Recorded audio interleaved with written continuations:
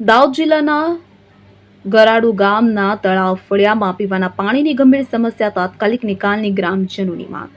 ઝાલોદ તાલુકાના ગરાડુ ગામના તળાવ ફળિયામાં વસવાટ કરતા લોકોને નલ સે જલ યોજના અંતર્ગત આ દિન સુધી કાયદેસર રીતે પાણી મળતું નથી। પરિણામે ગ્રામજનોને દૈનિક જીવન માટે પીવાના પાણી માટે 1.5 કિલોમીટર દૂર જવું પડે છે। ડોર ટુ ડોર પાણીની સુવિધા ન હોવાને કારણે ગ્રામજનો અત્યંત મુશ્કેલીનો સામનો કરી રહ્યા છે। ફળિયાના દરેક વાડી વિસ્તારમાં પાણીની અછત ગંભીર સ્તરે જોવા મળી રહી છે।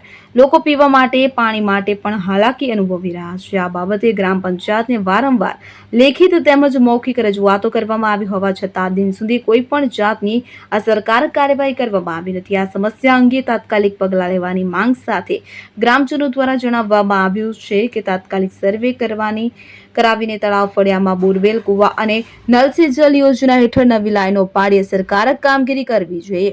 તાત્કાલિક સારવાર ધોરણે પગલાં લેવામાં આવે તેવી ગ્રામજનો દ્વારા માંગ ઉઠી છે। રિપોર્ટર વાલસિંહ ડામોર, ઝાલોદ, દાહોદ, મધ્ય ગુજરાતનો અવાજ, ન્યૂઝ ગુજરાતી ચેનલ।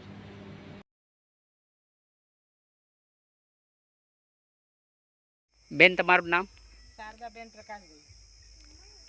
ચૂંટણી આવે ત્યારે પછી સરપંચ આવે છે, તાલુકા સભ્ય આવે છે, તો શું જવાબ આપે છે? એ તો કરી આપશું એમ કરીને મત લેવા માટે આવે ઘરે ઘરે, અને પછી આવીને ચૂંટાઈ ગયા એટલે પછી તો તમે કોણ ને અમે કોણ। કોઈ પાણીની સુવિધા નથી ને કોઈ ઘરે આવીને પૂછી દેખતું નથી। આની રજૂઆત ક્યારે અધિકારીને કરી હતી ગ્રામ પંચાયત ઉપર? પંચાયતમાં તો ઘણી વાર વાતો થઈ ગઈ, ટીડિયા સાહેબ બી આવીને દેખી ગયા, તો શું જવાબ આપ્યો? કશું આવ્યું નહીં એનો જવાબ। ટીડીઓ સાહેબે બી કઈ જવાબ નહીં આપ્યો? ના। બેન, તમારું શું નામ? બન્યા શારદાબેન પ્રકાશભાઈ।